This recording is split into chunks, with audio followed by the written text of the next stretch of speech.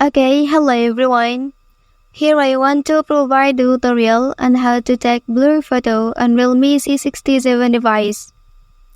By intentionally blurring the background or surrounding elements, the main subject of the photo can stand out more prominently.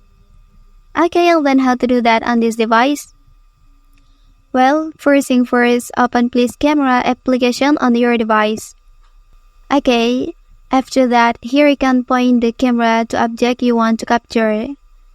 And then you can select portrait mode here. Okay, after that, you can also set the depth of field by tapping this icon. And then drag the line to the strong side or to the weak side. Okay, and then that's the tutorial on how to take blur photo on Realme C67 device. If you are helped by this video, don't forget to like and subscribe to get all the information from this channel. Thank you.